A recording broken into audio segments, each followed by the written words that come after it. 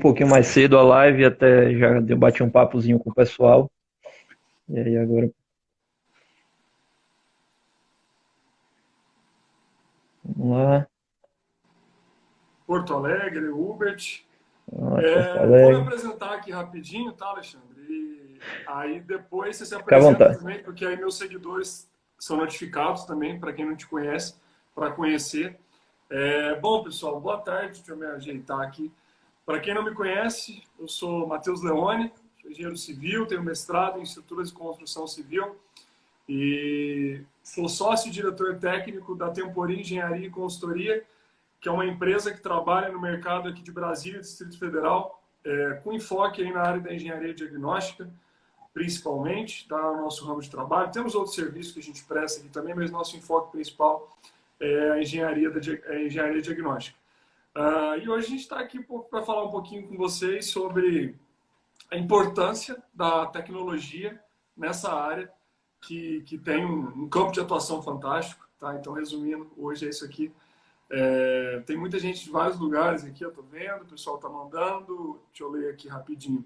Hubert de Porto Alegre, Rafaela de Fortaleza, no Ceará, o G. Bernardes de Salvador, Bahia, seu conterrâneo aí, o É. Engie Quintiliano de Aracaju, Fernando de Salvador, Aline de Manaus, Luiz de Fortaleza, a Thaís de Maringá, o Laudigínio de Cacilândia, Mato Grosso do Sul, o Flávio de Araxá, Minas Gerais, o Tiago de Olindina, Bahia, a Adriane de João Pessoa, tem muita gente aqui, o Saulo de Brasília, a Bru Rosim de Mato Grosso do Sul e PZ Engenharia de Fortaleza, Tiago de Salvador, Espírito tem Santo. uma galera aqui.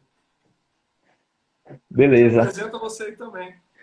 Beleza. Matheus, primeiramente, obrigado aí por ter aceitado o convite aí para a gente bater um papo sobre a tecnologia aí na engenharia diagnóstica, né?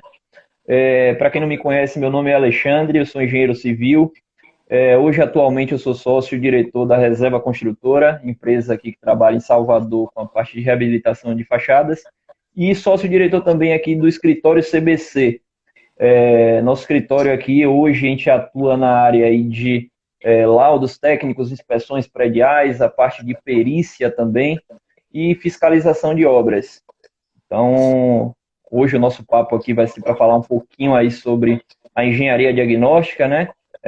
Também para falar um pouco sobre patologia das construções e Matheus falar um pouquinho aí do lançamento do livro dele.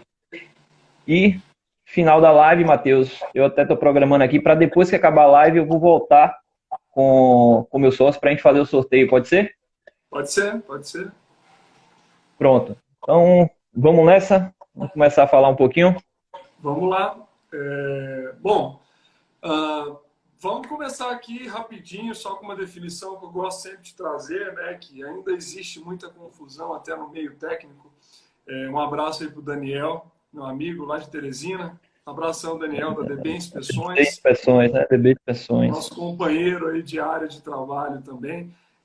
Que é a definição, gente, de rapidamente aqui inicialmente, né, da diferença entre patologia e manifestação patológica, né? Acho que é importante abordar isso aqui. Então, a patologia, né, a palavra patologia, se a gente for na etimologia da palavra, ela vem da união de duas palavras gregas, que é patos, tá, e logos. Que quer dizer, logos é estudo e patos é doença, que traz aí o estudo da doença. Então, nada mais, nada menos do que a gente estuda a doença das construções, as doenças das construções. A Thaisa está falando que o áudio está baixo, gente. Vocês estão ouvindo o meu áudio baixo? Eu aumentei o meu aqui, tá tudo Tá certo? baixo? Tá tranquilo? Eu Tá tinha tranquilo o perguntado. áudio, gente? Como que tá o áudio aí? Estão ouvindo a gente tranquilo? Tá baixo? Tá alto? Áudio ok?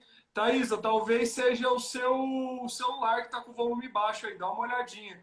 Porque o áudio do Alexandre aqui para mim também tá ótimo. E o pessoal tá falando que tá tudo ok. Então dá uma olhadinha no seu celular. Pode ser isso. Então, patologia é o estudo da doença, né? Então, é uma palavra que originalmente é utilizada lá na medicina, a gente faz a mesma coisa. Então, que a gente vai estudar aqui é exatamente as doenças das construções, né? E aí, dentro disso, eu gosto também de definir a parte da engenharia diagnóstica, que é a área da engenharia que, sobretudo, pelo menos deveria, né, principalmente agir em ações proativas, que são ações antes dos problemas acontecerem, né, em busca de trazer a qualidade para as nossas construções. Só que no dia a dia a gente vê que não é tão assim, né? Pelo menos aqui comigo isso acontece com frequência, tenho certeza que com o Alexandre também. A gente acaba agindo muito pela maneira corretiva com os nossos clientes, né? Então, geralmente, um cliente chama a gente porque ele quer fazer um laudo, só que ele viu alguma coisa que assustou ele lá. E às vezes a gente chega, aquele problema ele é realmente algo mais sério e por aí vai. E a manifestação patológica é o problema em si, é a expressão resultante do mecanismo de degradação. Então, é a ferrugem que você vê lá, é a trinca, isso são as manifestações patológicas. Então, a ferrugem, que é a mancha laranja que às vezes escorre ali, é o processo de um resultado de um mecanismo de corrosão, que foi causado por uma outra coisa ali, etc. Né? Então, o problema em si é a manifestação patológica. Então, eu gosto sempre de trazer essas definições aqui. Importante. O pessoal está falando que o meu áudio está baixo. Aqui para mim tá ok o áudio, seu áudio. Eu faço lá, eu estou fazendo do tablet aqui, eu faço dele todos os dias. Não sei, alguns estão falando que tá bom, talvez seja o volume aí, gente, não sei. Então, é isso a ideia. Mandar um abraço aqui, um amigo meu, Marcelo, lá da Irlanda, tá aqui na live agora, foi aniversário dele ontem. Parabéns, Marcelo. Abraço, Marcelo, parabéns. Falo mal, né? Ele tá me sacaneando aqui ainda, tá vendo? E aí, é isso, então, em termos de definição. Acredito que você também, né, Alexandre? Geralmente você vai ser chamado aí quando o problema já acontece, né?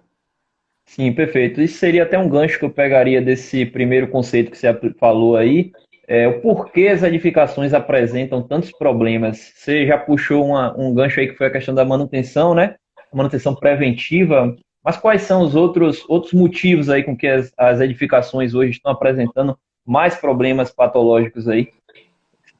Bom, não tem uma causa só universal, né? Então, se a gente for colocar aqui, esse é um ponto importante da área da engenharia diagnóstica. A gente vai ter uma grande, como que faltou aqui a palavra, uma relação com as etapas da obra, né? Então, está tudo muito relacionado.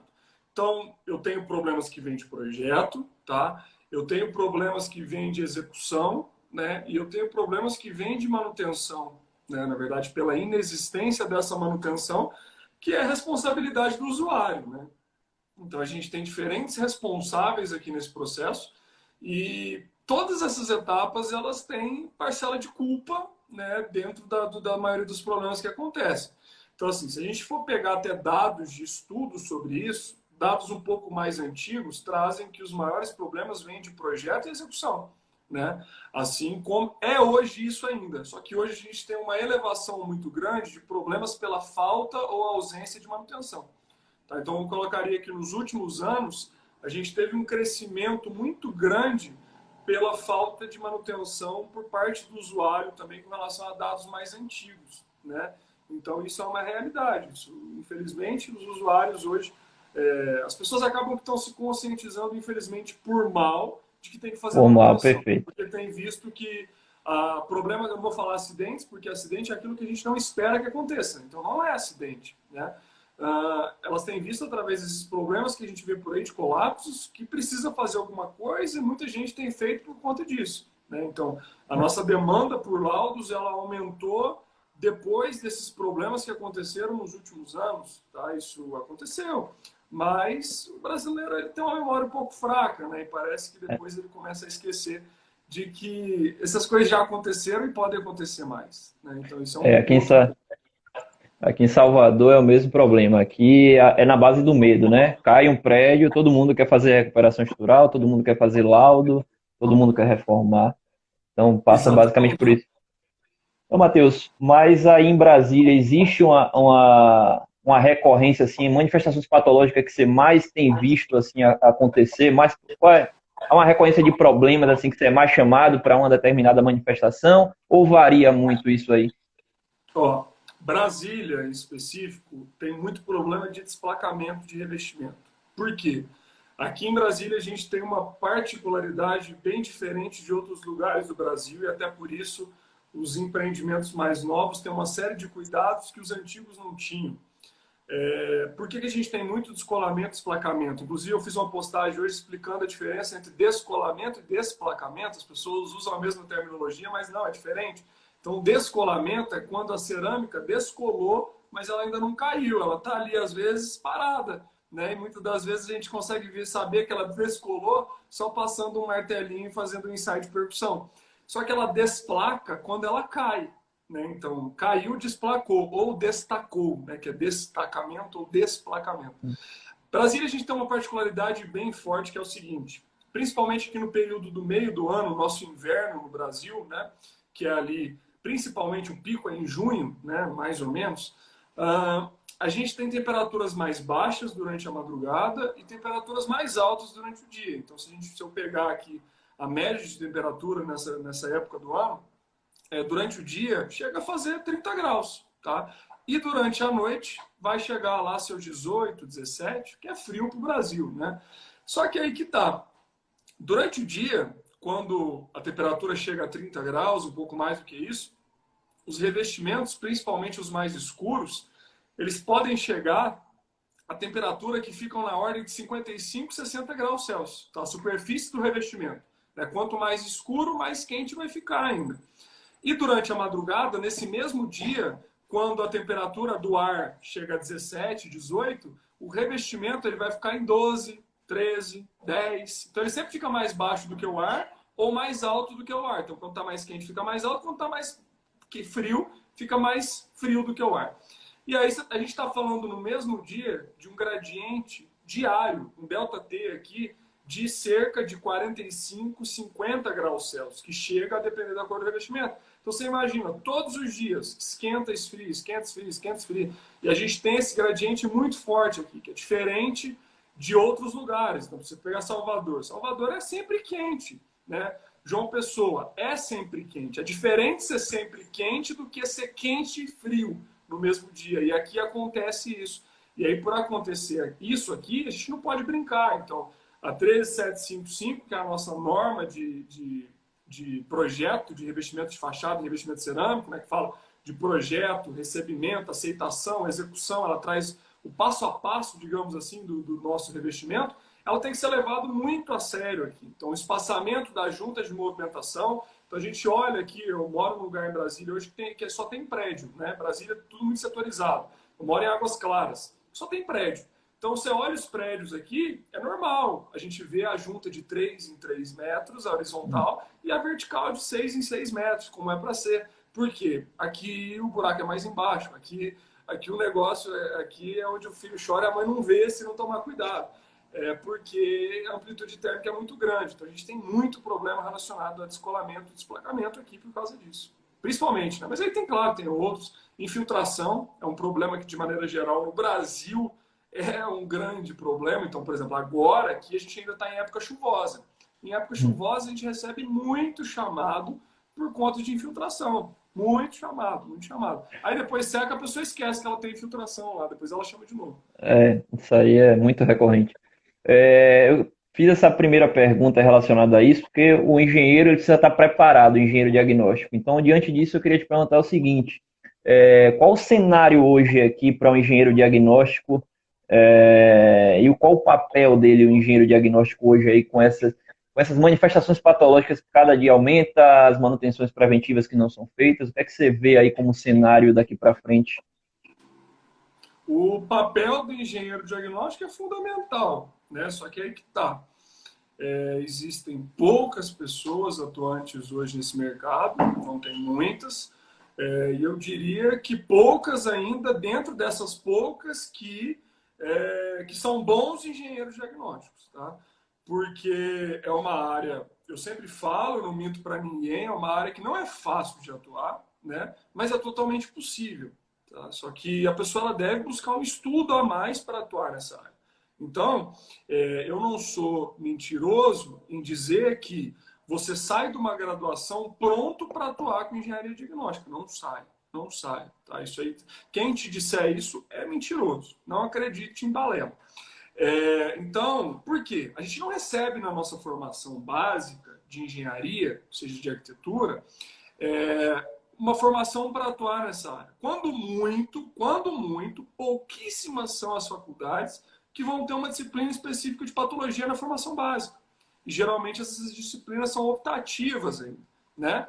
Então, é importante que a pessoa que queira atuar nessa área, ela busque um complemento de estudo, tá? Ela tem que buscar esse complemento. Então, se alguém te disse algo diferente disso, não acredite nessa pessoa, tá? Precisa, é necessário, porque é uma área que, além de buscar esse complemento, depois você tem que estar sempre se atualizando. Por quê? Você vai lidar com problemas, tá? E nem sempre é uma receita de bolo. Às vezes você tem que fazer uma investigação mais apurada para entender aquele problema, tá? Então essa é a ideia da área de engenharia diagnóstica. Só que aí que tá, para atuação na área de engenharia diagnóstica não se resume somente a atuar com laudos, né? Tem muita área de estudo dentro da área de engenharia diagnóstica. Então a pessoa pode atuar assim, ela pode atuar, como o Alexandre falou, que ele atua também no ramo de perícias, seja judiciais ou extrajudiciais, né? Pode atuar com perícias ali. A pessoa ela pode atuar com consultorias, consultorias em obra, por exemplo, né? Ou em edificações.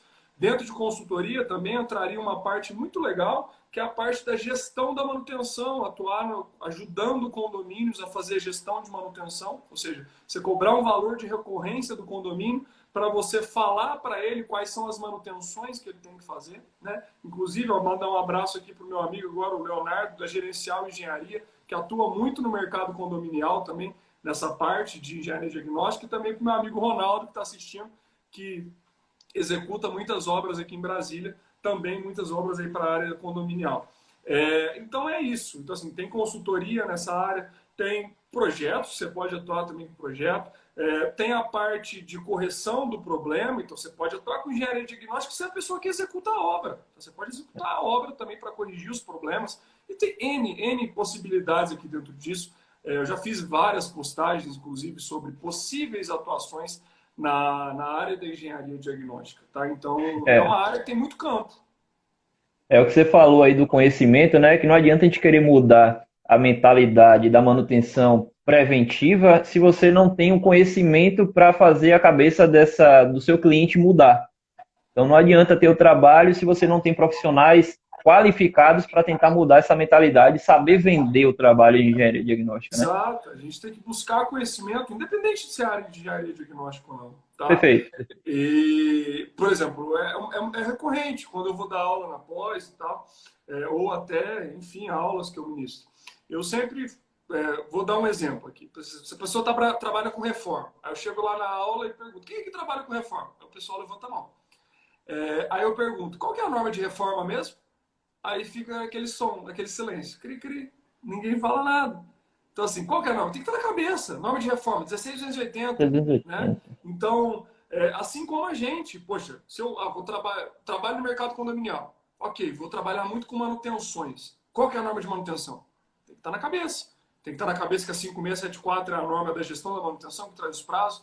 Tem que estar na cabeça que a 14037 é a norma que traz as diretrizes para a elaboração de manual de uso, operação e manutenção nas construções, e por aí vai. Né? Então, isso tem que ser coisa que tem que estar na cabeça. Então, tem que buscar esse conhecimento. Não é só isso. Eu dei aqui um pequeno exemplo, né, de conhecimentos nessa área que é importante ter. Então, essa é a ideia. A gente tem que buscar. E, além disso, depois, né, então, eu sou um eterno estudante. Ó. Tá aqui, inclusive, virar um pouquinho. Ó, aqui é só um pouquinho. Eu tenho muito mais. Tem muito mais para lá. Só um pouquinho de livros aqui que eu tenho. E, ó, tem que ter. É tudo de patologia, ó. Técnicas e edifícios da Arcio Tomás, Patologia de Estruturas do Paulo Helene e Bernardo Tutiquian, Corrosão de Estruturas de Concreto do Daniel Veras, aí de Salvador, inclusive, Patologia das Fundações e por aí vai, tem muita coisa aqui. Então, estou sempre lendo, estou sempre atualizando, precisa estudar. Importante, importante. Matheus, entrando um pouquinho agora na parte de tecnologia, né? Que é o que a gente vai focar aqui hoje. Queria só que você passasse um pouquinho para o pessoal as principais tecnologias que hoje você utiliza dentro da área, mas a gente vai dar um enfoque maior aí na parte de termografia. Foi até um pedido das pessoas que assistiram a live com o Léo. Mas só uma geralzinha aí nas principais tecnologias que você utiliza hoje aí na engenharia diagnóstica. Exato. Bom, Hoje, os equipamentos, vamos colocar aqui, os ensaios, principalmente com tecnologias, eles ajudam muito a gente no diagnóstico dos problemas do dia a dia, né? Então, assim como, por exemplo, você vai no médico, o médico às vezes ele vai te recomendar fazer um exame, aí você vai lá fazer uma ressonância magnética, né? Imagina, antes de ter uma ressonância magnética, como é que você via determinados problemas, né? E hoje é muito fácil ver. Você vai lá, faz uma ultrassonografia, a mulher grávida já consegue ver o bebê dela ali dentro, né? Então é a mesma ideia. Então a tecnologia ajuda muito a gente, tá? Então são N possibilidades de equipamentos que vão auxiliar a gente no correto diagnóstico das construções. Vou citar aqui alguns, depois vou focar na termografia. Então pacometria, né, é um equipamento que ajuda muito a gente, o pacômetro, para identificação de armaduras, localização de armaduras, né, para poder fazer N coisas aqui, desde saber a armadura que está ali, onde que ela está, para poder talvez fazer uma extração de testemunho de concreto, ou então para fazer um as-built de uma necessidade de um projeto de reforço estrutural. Esse aí, o pacômetro está relacionado a isso. Esclerometria, que é um equipamento relativamente simples, mas que ajuda muito a gente também no dia a dia dos ensaios. Eu também tenho um leitor de umidade que eu uso bastante, que ele é de superfície, que a gente encosta na superfície, ele dá o teor de umidade instantaneamente. Isso ajuda muito a ver, por exemplo, paredes que têm presença de infiltrações. Inclusive está aqui o Grupo Alerta, que faz muito isso. Eles têm alguns equipamentos que eu tenho aqui também e são especialistas em indicar locais lá com infiltrações. Esse leitor de umidade ele é fantástico, ele ajuda muito a gente. Drone é uma coisa que eu utilizo muito, que ajuda muito também a acessar locais de difícil acesso, né? A poder ver problemas numa fachada e às vezes evitar que você desça lá de rapel e ver um problema que é visual, que às vezes a gente precisa ver. Inclusive, semana passada meu drone deu perda total, acontece. Fui chegando perto demais da fachada, deu uma rajada de vento, não deu tempo de subir. Ele foi com tudo, perda total mesmo, estragou o gimbal, que é a peça mais cara do drone. Vai fazer o quê? Vale nem a pena.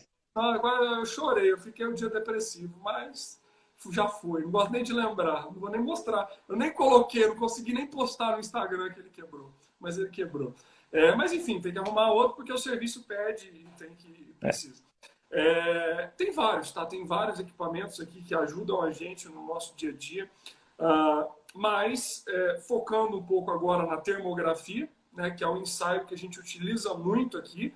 Quem nunca ouviu falar nessa técnica, eu recomendo depois que dê uma olhada no meu perfil.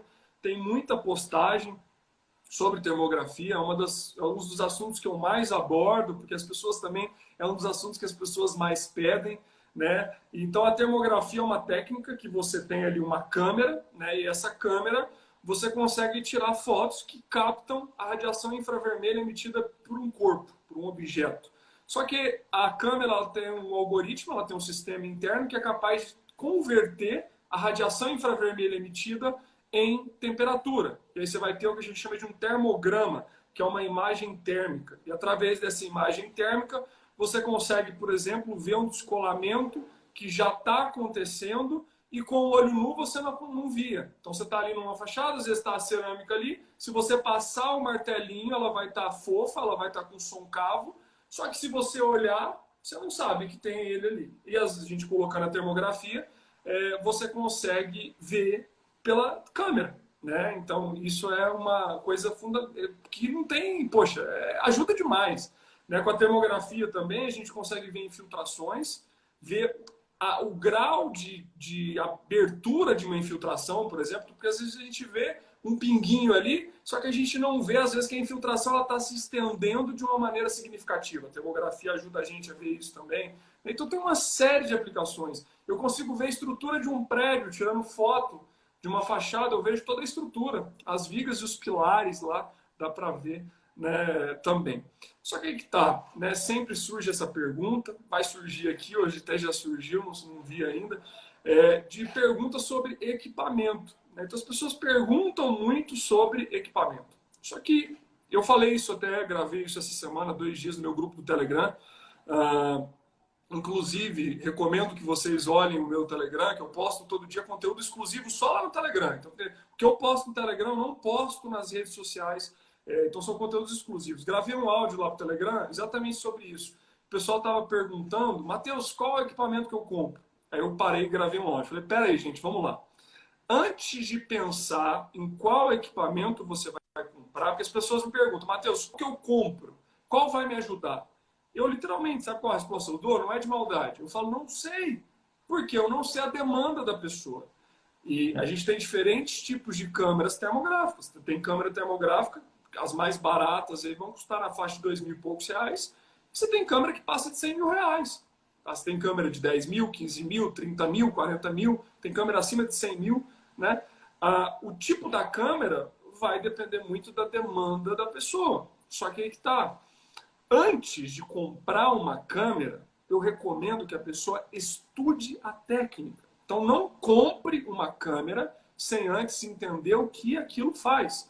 Por quê? Primeiro ponto, a termografia ela não é a salvadora da humanidade.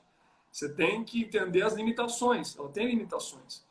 Segundo ponto, imagine que você hoje decidisse ser fotógrafo. Então, imagina você que quer comprar uma câmera térmica, você fala, eu não quero ser fotógrafo.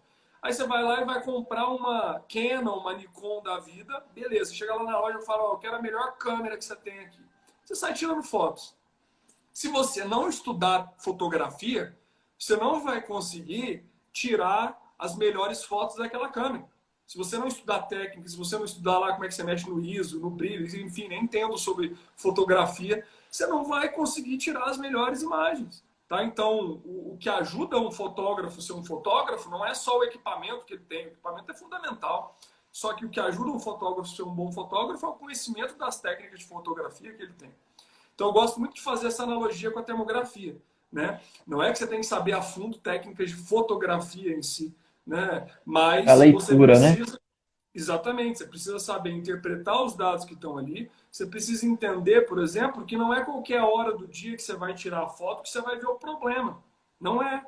Só que depende também do que você quer ver. Tá? Para poder ver um horário para tirar uma fotografia e ter um resultado adequado daquela termografia. Então, esse é um outro ponto. Tem vários pontos aqui que, se a gente fosse falar em pormenores, que precisa ser estudado antes de comprar um equipamento. Até para você, talvez, economizar dinheiro mesmo. Porque às vezes a pessoa vai lá, compra uma câmera mais cara que não vai ajudar na necessidade dela. Ela pode comprar uma câmera mais barata que vai ter o mesmo resultado. Ou então, ao contrário, a pessoa às vezes ela tem o dinheiro para investir numa câmera mais cara, ela compra uma câmera mais barata achando que vai ter um resultado bom e não tem. Por quê? Ela desconhece a técnica. Ela desconhece a técnica.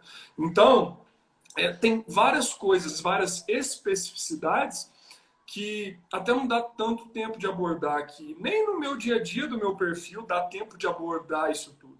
E por isso, também, aproveitando aqui, está em primeira mão, para o pessoal que está assistindo, no mês que vem, tá? Depois, semana que vem, inclusive, tenho aí o meu curso que eu vou estar trazendo sobre engenharia diagnóstica. Então, o curso chama-se Engenharia Diagnóstica na Prática. E esse curso ele vai ser focado em engenharia diagnóstica. É um curso bem amplo, é um curso que tem uma tonelada de conteúdo, é um curso muito grande. Só que nesse curso eu não foco especificamente na termografia.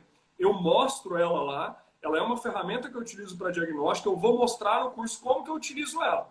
Só que onde eu explico mesmo a fundo é um curso que eu estou lançando no mês que vem, que eu explico mesmo, em tudo, nos mínimos detalhes, como utilizar a termografia. Nos mínimos detalhes, tudo que é preciso saber, ponto por ponto. Mostrando mesmo, por meio de um vídeo ali que eu gravo, fazendo uma inspeção, olhando a câmera ali junto no vídeo, explicando, ó, você tem que olhar isso, isso, isso, por causa disso, disso, disso. Depois eu sentado na frente do computador, mostrando como que eu trato aquela imagem, porque é isso que tem que ser feito. Você tira a foto no campo, depois você tem que sentar e tratar a imagem. Tá? Não é edição de imagem, mas você tem que alterar parâmetros, que a gente chama de parâmetros termográficos, para poder ter uma imagem mais adequada. Por que eu falo isso? É importantíssimo, gente, para ter que a pessoa tenha conhecimento antes de aplicar uma técnica, seja qual técnica for. Tá? Estude essa técnica antes, senão, literalmente, você pode fazer besteira. e eu já cansei de ver a quantidade de besteiras que eu já vi publicadas em laudos ou até em outros lugares sobre termografia, pelo simples fato da pessoa desconhecer a técnica. Tá? Então, tem que estudar, não adianta. Então, várias besteiras mesmo, já vi muita coisa. Coisa simples, por exemplo. Se eu pego, vou citar um exemplo aqui, ó, e tem vários desses. Se eu pego, tiro foto de uma fachada e eu pego uma parte do sol, do céu, junto com aquela fachada, é normal, vou tirar uma foto, às vezes pego um pedacinho do céu, né? A câmera, ela basicamente ela vai jogar um sinal ali para tentar pegar a radiação e ela não vai ver nada, porque está no céu. Então, o que ela faz? Ela joga uma temperatura negativa na imagem. É normal, ela joga uma temperatura negativa. Então, você vai ter uma escala de imagem que vai lá, por exemplo, a temperatura de 35 graus Celsius, e aí você vai ter lá, de repente, um menos 19. Aí você fica, ué, mas não tem nada que está menos 19 nessa imagem. Realmente. Só que aí se a pessoa não se lembrar de ir lá no computador trocar a escala da imagem manualmente, ela tem um termograma todo errado. Todo errado, todo errado. Tá? Pela simples troca de escala que tem que ser feita normal. Tá? Que deve ser feita, que deve ser de conhecimento das pessoas. Né? Então, isso é um exemplo. Poderia dar vários aqui. Mas muitas vezes eu já vi laudo com foto desse jeito, com escala negativa de imagem. E não tem nada de negativo lá. Não tem temperatura negativa numa fachada no Brasil, nem no inverno, no dia mais frio do ano, não tem. Então não tem como ter uma temperatura negativa. Basicamente, tira a sua foto, coloca no laudo com as cores diferentes, informa que é mais frio, informa que é mais quente, mas não interpreta, nem altera a câmera, né? Exato. E a hora de tirar a foto, por exemplo, se eu pegar uma termografia, por exemplo, o Leonardo está falando aqui que ele tem uma câmera que é utilizada dentro de indústria. Eu acredito até que eu já vi, Léo, acredito que é a série T, a gente usa a série T aqui também, a série T da FLIR. Então as pessoas sempre perguntam de marca, eu sempre recomendo a FLIR, gente. Não é porque eu não recomendo outras marcas, é porque a FLIR hoje é a empresa que está mais avançada em termos de software de tratamento de imagem. Os softwares da FLIR são gratuitos, tá? Não é pago o software da FLIR, então você paga a câmera, lógico, mas o software para tratar a imagem você não precisa gastar dinheiro, você vai lá, baixa no site, é muito tranquilo. Né? Então, mesmo a série T, que é uma câmera que vai custar na faixa de R$40 mil hoje no Brasil, se você pega uma câmera dessa série T e tira uma foto, por exemplo, de uma fachada norte em julho, meio-dia, você não vai ver nada, não vai ver nada. Por quê? Aquela fachada naquele momento, ela já está tão quente, ela está em equilíbrio térmico tão grande, que está tudo na mesma temperatura, você não vê diferença entre área com defeito, área sem defeito e assim por diante. Então eu dei um exemplo aqui, mas a pessoa, para poder tirar uma foto térmica de uma fachada, ela tem que entender, primeira coisa, de como que funciona a trajetória do Sol. Né? Então a gente sabe que todos os dias o Sol nasce a leste e se põe a oeste. Ok, todo mundo sabe disso. Só que se eu pergunto para a grande maioria das pessoas, qual a orientação que o Sol predomina ao longo do ano? É a norte, no Brasil, né? De maneira geral. Se a gente pegar aqui, né? O Brasil está o quê? Na parte sul do globo terrestre. Então, a orientação que mais recebe insolação ao longo do ano, porque o Sol fica mais inclinado durante o ano, é a norte. Claro, todo dia ele nasce a leste e se põe a oeste, só que ele está mais inclinado a norte ou a sul. Né? Só que durante um período do ano que vai mais ou menos ali de outubro a fevereiro, o Sol está inclinado a sul. Isso para grande parte do Brasil. Só que se eu já começo a ir lá para cima do Brasil, né, perto da linha do Equador ali, por exemplo, Macapá, né, até chegando lá perto de Natal, né, que ainda está um pouco mais para baixo, mas cidades mais para cima, isso já muda. Já muda, porque está mais centralizado no globo terrestre, então você tem uma diferença de insolação também. Mas é fundamental entender a trajetória do Sol para poder explicar isso. O pessoal está perguntando qual que é o melhor momento. Depende. Porque depende da fachada que você vai analisar. Por quê? Se o Sol nasce de manhã a leste, então uma sacada boa é que eu posso fazer uma inspeção termográfica de manhã numa fachada leste. Por quê? O Sol está nascendo a leste. E aí eu pego aquele momento que o Sol está nascendo e, consequentemente, eu vou ter um diferencial térmico legal entre a área com defeito e a área sem defeito. Só que isso acontece nos primeiros momentos do dia mesmo. Então, quando eu quero fazer termografia de fachada, 6h30 da manhã estou eu lá na frente da fachada, para esperar um momento ali que geralmente é entre 7h30 e 8 horas, a depender do dia, do ano, né, para eu saber o momento. Só que, por outro lado, eu sei que na hora do almoço o sol está saindo de leste e se pondo a oeste. Então, a hora do almoço pode ser uma boa hora para eu fazer uma inspeção da fachada leste também, no momento que o sol saiu dela. E, ao mesmo tempo, ir para a fachada oeste, que o sol está chegando nela. Eu estou pegando esse diferencial térmico. E a mesma Perfeito. coisa durante o dia, durante o final do dia. Se eu chegar no final do dia, é bom eu fazer em qual orientação? Oeste, porque o sol está saindo. E nesse momento que o sol saiu, eu vou ter um bom diferencial térmico entre a área com defeito e a área sem o defeito. É um bom horário também, mas depende da fachada, tá vendo? Por outro lado, se eu pego e vou fazer uma termografia de madrugada, eu também não vou ver nada, porque a fachada está em equilíbrio térmico, tá tudo frio, tudo mais frio, né? Então, eu tenho que estar atento à trajetória da incidência e orientação solar. É fundamental que a gente entenda isso. Então, quem quer mexer com termografia, se ainda não sabe, vai ter que aprender a ler carta solar, né? Então, em todas as minhas aulas da pós, eu ensino a ler carta solar, que é uma coisa que nós, engenheiros de formação básica, não aprendemos. Os arquitetos, se eu perguntar aqui, ó, vou até aproveitar, tem algum arquiteto assistindo a gente aqui? Os arquitetos que estão aqui, eu tenho certeza que se eu perguntar, você sabe ler carta solar? Ele vai falar, sei. Por quê? Eles aprendem na faculdade. Eles aprendem a ler carta solar porque ele vai dispor, por exemplo, os cômodos de uma construção pensando na incidência solar. Ele vai dispor também os cômodos de uma construção pensando na rosa dos ventos e por aí vai, né? Então, nós, engenheiros, não vemos isso na graduação. E sim, cada profissional tem um papel fundamental aqui. O arquiteto tem um papel fundamental, assim como também nós temos. Então, por isso que eu ainda acredito que o melhor profissional para fazer um projeto arquitetônico é o arquiteto. Por quê? Você pergunta para a maioria dos engenheiros, o engenheiro não sabe nem que orientação que o sol fica. Não é por falar assim, pô, não, você não sabe por quê. Não, é porque não aprendeu. Não é da formação básica, entendeu? Então, poxa, isso é fundamental. Se você fizer uma casa. Se você não pensar onde vai estar a orientação dos cômodos em função de incidência solar e função de rosa dos ventos, para você pensar em ventilação cruzada, etc., você tem só um fracasso aí já, você está dando um tiro na cabeça. Porque você não está olhando uma das coisas principais. Perfeito. Matheus, respondendo a pergunta aqui para a Thaís, né? Ela perguntou qual o alcance das câmeras termográficas. Passa pela questão do modelo, como você falou, correto? Isso. Então, qual foi a pergunta? Desculpa, cortou o pedacinho. Qual o alcance em altura, né, da câmera termográfica?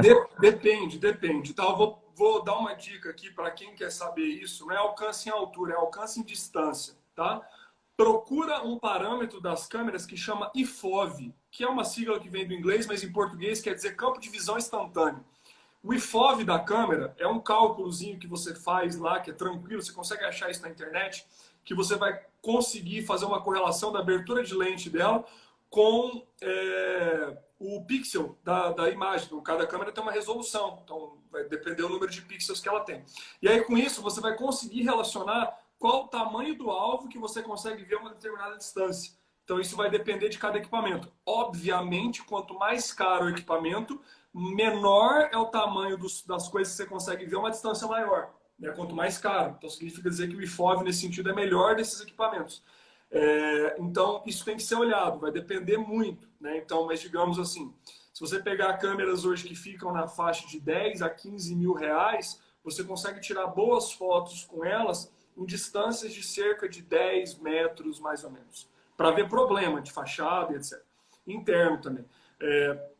Se você pega já câmeras de 40 mil reais, você já consegue tirar fotos boas com elas a distância de 30, 40 metros, tranquilamente, né? E ainda tem câmeras que você consegue colocar lentes, né? E com isso você consegue melhorar o alcance e o tamanho do objeto que você vê. Quando eu falo aqui em objeto, né, você tem que ver lá se você fissura a uma determinada distância com aquele equipamento que você tem. Nem todo equipamento vai dar para ver. Então, por exemplo, se eu pego hoje, não está aqui na minha mão agora, está até para lá aqui no escritório, a gente tem uma câmera hoje que é a menor do mercado. Uma das que a gente usa, a gente tem algumas aqui. A menor do mercado, que é a FLIR One. Essa câmera, se eu pegar e tirar uma foto de uma fachada dela, eu não vou ver nada. Eu não vou ver nada, né? Então, por quê? É uma câmera que não é adequada para esse tipo de situação. Tá? É uma câmera hoje a mais barata do mercado que existe, é de bolso, você coloca ela no celular o seu celular vira uma câmera térmica, né? Só que ela não é adequada para situações onde você precisa de maior precisão. Só que, por outro lado, se você vai ver uma infiltração interna, você consegue ver com ela, não tem problema, você vai conseguir ver. Né? Então, vai um pouco nessa linha.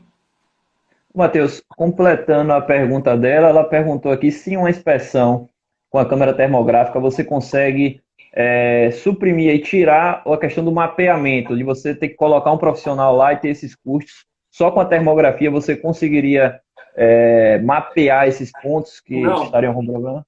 você não consegue tirar, mas você consegue direcionar e, sim, chega a alguns pontos que eliminar determinados trechos. Isso é possível. Mas tirar totalmente, não. Não é, não dá, não dá. Então, eu já vi isso também, pessoas vendendo inspeção termográfica no lugar de Uhum. vender uma inspeção de percussão numa fachada. Um bate-fufo, um som cávola. Não, não dá. Então, hoje, quando eu faço uma inspeção de fachada, que eu faço lá o bate-fofo, que a gente chama popularmente, que é o ensaio de percussão, eu uso a termografia. Só que a termografia é uma ferramenta de apoio. Então, por exemplo, esses tempos agora atrás, eu fiz um ensaio de percussão que a gente tinha uma parte da fachada que estava muito complicado descer de rapel, porque tinha cobertura de morador de área privativa, que se a corda pegasse em cima da cobertura, é perigoso quebrar a suporte da cobertura do morador. Então aí você fica ali, poxa, aí você fica procurando uma forma de descer. Você passa por isso, tenho certeza também é complicado essas situações, acontece. Né? Porque às vezes É, você chega lá, você tem área privativa na cobertura, você não pode simplesmente jogar as cordas por cima da área privativa do morador. Você tem que tomar todo um cuidado. E aí, nessas áreas em específico, a gente teve esse problema. Com a termografia, a gente conseguiu ter uma ideia de que eram áreas que apresentavam problemas parecidos com as outras áreas que a gente já tinha inspecionado. Então, a gente optou por não inspecionar essa área. Só que a gente passou para o cliente que ali tinha uma porcentagem de som cavo relevante, que a gente conseguiu ver pela termografia, e ali a gente não desceu, a gente evitou o transtorno. Tá? Só que, enfim, obviamente, quando for fazer o restauro daquela fachada, só que nessa fachada também a gente acabou indicando a retirada total do revestimento. Né? Então, só que a termografia ajudou a gente no diagnóstico. Então, ela ajuda, mas ela não substitui mesmo. Tá? Então, o drone ajuda muito. O drone, você sobe com ele, você vai ver coisas que são visuais só. Então, também não existe inspeção de fachada só com drone. Por quê? O drone você vê só o que está na superfície ali. Assim como a perfeito. termografia. Não dá para substituir. São todas de apoio. Então, hoje, quando eu faço ensaio de percussão, eu faço drone e faço termografia, que são coisas que vão me ajudar. Perfeito. Matheus, deixa eu ver se tem mais alguma pergunta aqui do pessoal, mas acho que a O gente já pode Lucas, até. o Lucas que é seu Lucas, sócio, ele também falou que vocês passam por isso. direto aqui. Aqui, cobertura aqui é o que a gente mais encontra, impossibilitando a gente descer na fachada. Pois é. Você quer. Vamos começar a falar um pouquinho aí, acho que já está no tempo, né? A gente falar um pouquinho do livro de Pronto, patologia das vamos falar. construções. Vamos Enquanto eu vou falar. olhando aqui as perguntas do pessoal. Deixa eu só responder aqui. O Construindo Engenharia perguntou se a FLIR TG165 é uma boa opção para se iniciar. Ó, eu não sei exatamente qual que é o TG165, preciso dar uma olhada nisso. Mas pelo que eu lembro, é um modelo bem de início mesmo, que vai estar perto do valor até da FLIR One, da C3, da C2, que são modelos de entrada da FLIR. Né? Então, assim, o que eu recomendo que você olhe? Olhe resolução, procura pesquisar essa questão do IFOV que eu falei, né? Então, nessa linha vai poder te ajudar. Mas se você vê que está muito próximo e está na linha de ser mais caro do que essas outras de entrada que eu falei, compra as outras, porque senão você vai estar gastando dinheiro à toa também. Você não vai ter um grande benefício, às vezes, de comprar uma câmera nesse sentido. Então, dá uma olhada nisso, tá bom? O Jeff está perguntando, o drone ajudaria em quê?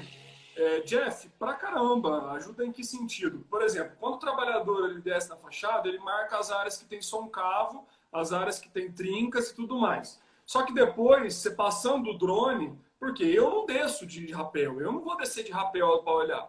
Né? Só que a hora que eu passo o drone, isso vai me ajudar a interpretar o mapeamento. Então, o mapeamento que tem lá a área com som cavo, a trinca, eu chego lá com o drone, eu consigo ver se aquela trinca ela está diagonal, se ela está paralela e etc. Isso me ajuda a ver se é uma trinca de interface e assim por diante. Ajuda muito. Né? E você chega perto de janela, você consegue ver se a janela está com falha na vedação lateral. Tá? Então você tem drones hoje que, poxa, te ajudam bastante porque você tem boas resoluções de imagem. Né? Então isso é fundamental. Ajuda muito. O Lucas perguntou aqui, também aproveitando a sua sequência, falando um pouquinho do livro, né? A gente tem aqui 13 Livro. minutos para a live cortar. O Vamos livro, nessa. gente, a gente lançou agora um livro, né? Fazem quase 2 semanas, que é o livro de Patologia das Construções. Esse livro foi lançado em parceria com a editora 2B, que é uma editora de Salvador, inclusive, da cidade do Alexandre. Esse livro, então, ele foi escrito não só por mim, tá? Ele é um livro que foi escrito por mim, pelo Karim, do perfil Construção Civil, pelo Gil Deon Sena, do perfil Momento Engenharia, aqui do Instagram, pela Natália, do Recuperando Estruturas, e também pela Laís e pela Ana Paula, que são outras autoras. E o que a gente buscou nesse livro? A gente buscou trazer de maneira bastante completa a abordagem de patologia das construções. Por quê? Hoje a gente tem vários livros, excelentes por sinal. Tem muito livro excelente para comprar no mercado. Só que eu ainda não tinha visto um livro que aborda os principais problemas e, sobretudo, as diferentes áreas de problemas que a gente vai poder ter. E foi isso que a gente buscou trazer nesse livro.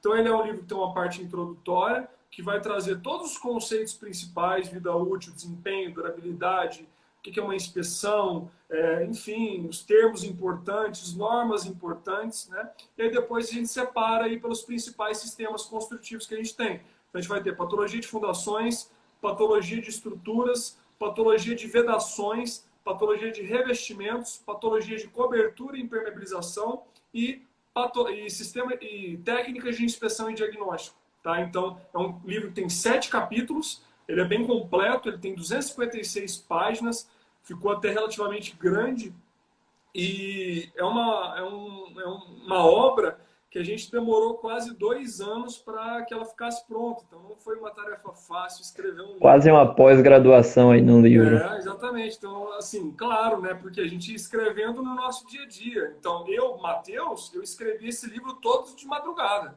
Foi sempre escrito nas madrugadas, porque durante o dia eu tenho meus trabalhos e tem que ser de madrugada, né? Então, eu particularmente escrevi tudo de madrugada. E demorou um tempo para sair, né? Até a gente conseguir juntar, deixar isso da maneira que a gente queria. E uma das grandes novidades desse livro que a gente propôs, né, que a gente trouxe diferente aqui, até aproveitando, respondendo a pergunta do Lucas, o Lucas perguntou, tem a versão digital? Não, Lucas, não tem. Só que, olha só, qual que é a novidade desse livro? Esse livro ele é físico, só que você está folheando ele ali, você vai abrir ele, e você, por exemplo, você vai estar no capítulo ali de revestimentos, né? Você vai ter eu usando a termografia, uma foto que eu coloquei lá falando sobre termografia. Aí do lado tem um QR Code. Aí quando você pega seu celular e abre aquele QR Code, você vai cair em um vídeo que eu estou explicando como usar a termografia. Aí lá no capítulo de concreto, tem vários desses. Todos os capítulos têm pelo menos 2 ou 3 QR Codes com vídeos, material de apoio, trabalhos técnicos importantes. E, além disso, cada capítulo, no final dele, ele tem um QR Code. E esse QR Code, ele vai te levar numa página sobre aquele capítulo, que vai ter um monte de material complementar sobre aquele capítulo. E a gente retroalimenta essa página sempre. Então, o livro, ele é um livro infinito. De verdade, ele é um livro infinito. Ele é um livro que não acaba, porque os posts que a gente faz, os conteúdos que a gente gera, tanto eu, o Gideon, o Abdala, eles estão alimentando o livro. Tá? A gente fez isso, a gente automatizou esse processo, digamos assim, e ficou até mais fácil para a gente. Então, a pessoa ela chega ali, ela bota esse QR Code, ela vai ter acesso a uma infinidade de conteúdos complementares. Por isso, a gente optou também para que esse livro não tenha versão digital, porque ele já tem uma ligação muito forte com o digital, na verdade. Né? Então, a ideia é o físico te levar para o digital.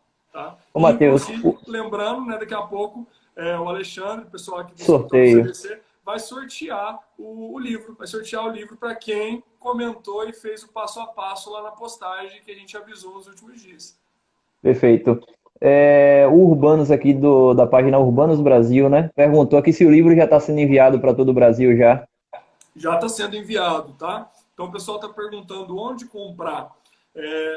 assim que sair aqui da live, vocês podem ir lá no meu perfil, na minha bio. Para quem não sabe o que é bio, é aquela página inicial do perfil. Lá tem um link que você clica, você vai direto no site da Editora 2B. Tá? Nos meus stories também tem o link, sempre posto. E aí você consegue comprar. E sim, o livro já está sendo enviado para todo o Brasil. Na semana retrasada, a gente teve uma semana de pré-venda, que ela foi feita à venda antes ainda da editora receber o livro. E o livro foi um sucesso de vendas. Em 2 semanas, a gente vendeu já quase 1.000 unidades de livros. Foi um best-seller aí quase da engenharia. Então, assim, ficamos muito felizes com o resultado. Em tão pouco tempo, muita gente comprou o livro. Hoje ele está num valor acessível ainda, ele está em R$ 97,00 o livro, só que no pré-lançamento ele estava em R$ 79,90. As pessoas não acreditaram quando eu falei que ia subir, subiu e vai subir mais. Por quê? O preço de capa desse livro, gente, é R$ 139,90. Só que agora ele está R$ 97. Até quando? Não sei. Por quê? Não somos nós, autores, que cuidamos dessa parte de preço. Isso é a editora, a gente lança por uma editora, a gente não manda na parte do preço, digamos assim. Então, o que eu faço aqui é comunicar para o meu público que o livro está aumentando. Então, aproveitem, compra mais barato, tá? Compra mais barato. Sobre o envio, como a gente está passando por esse período agora do Covid, né? A editora ela está fazendo o envio normalmente, inclusive hoje praticamente o pessoal da editora está indo lá só para pegar os pedidos e enviar para o pessoal, tá? Então os livros estão sendo enviados, é claro, com todo o cuidado do mundo, também não está 100% como é no nosso dia a dia, que a gente tem um dia normal, né? Porque as pessoas não podem sair de casa, mas a editora está mandando esse livro para todo o Brasil. Tá? Então é isso, ele está em R$ 97,00 agora. Até quando? Não sei, porque o preço normal dele é R$ 139,90. E ainda está em frete grátis para todo o Brasil. Então, você comprar o livro, você morar lá no extremo norte, no extremo sul, no extremo leste, no extremo oeste, você vai pagar R$ 97,00. Tá? Não importa a sua distância de Salvador, porque o livro sai de Salvador, inclusive. O pessoal está perguntando aqui sobre o curso, perguntando o preço. O preço do curso, gente, vocês vão saber a partir do dia 13. Então, dia 13/4, próxima segunda-feira agora, eu vou revelar a condição única... Opa, voltei. Eu vou revelar a condição única para esse curso, que é a primeira turma que eu estou abrindo desse curso de engenharia diagnóstica, e eu garanto, tá? Essa condição que eu vou oferecer para essa primeira turma, ela não vai ser mais oferecida depois. Por quê? Primeiro que foi muito difícil para mim parar e conseguir montar esse curso, mas eu consegui. E segundo, que por ser a primeira turma agora, que vai acontecer semana que vem, eu vou ter uma condição única para essa turma, tá? Vou avisar pelas minhas redes, então fiquem de olho nas minhas redes, seja Instagram, Telegram e assim por diante, que a gente vai falar como que vai funcionar para você saber como participar desse curso, tá bom? Matheus, acho que a gente conseguiu passar um pouquinho aí sobre o que a gente tinha proposto aí para o pessoal. Deixa eu ver só se tem mais alguma pergunta. Teve perguntou aqui sobre o modelo de drone, se você indica algum. Depende também, depende do objetivo da pessoa, né? Mas eu vou procurar até indicar mais marca do que modelo. Então eu recomendo que vocês olhem os drones da DJI, que é a DJI, né? É uma marca chinesa, mas hoje é a melhor marca que existe de drone. Claro, é caro, os drones são mais caros.